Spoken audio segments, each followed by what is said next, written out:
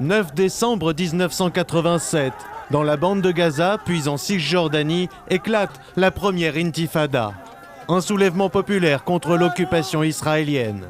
C'est dans ce contexte que naît le Harakat al-Mukawama al-Islamiyya, le Hamas, littéralement mouvement de résistance islamique.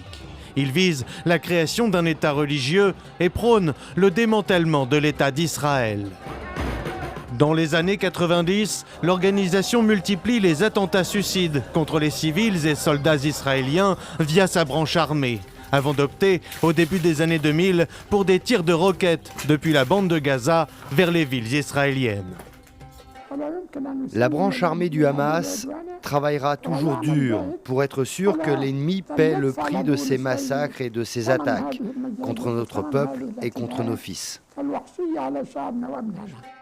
En 1993, le Hamas rejette les accords d'Oslo et au début des années 2000, quand démarre la seconde intifada, sa popularité grandit à mesure que les accords de paix s'enlisent.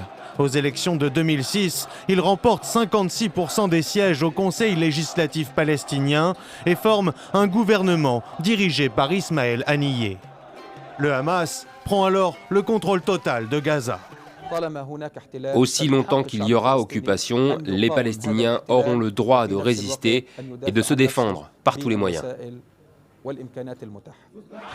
2008, 2009, 2012, les guerres avec Israël se succèdent. En 2014, le cessez-le-feu signe, en apparence, le déclin de la branche militaire du Hamas. Mais en 2021, avec un nombre inégalé de roquettes, plus sophistiquées qu'auparavant, tirées en quelques 10 jours seulement, le mouvement démontre qu'il peut compter sur des alliés puissants.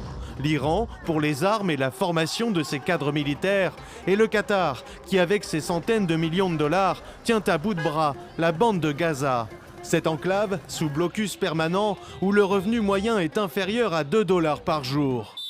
Une extrême pauvreté qui entretient la colère, qui elle-même alimente les rangs du Hamas. Assez fourni pour franchir le 7 octobre un nouveau seuil dans la violence, avec ses massacres de civils, ses tueries de masse sur le sol israélien, les plus meurtrières depuis la création d'Israël en 1948.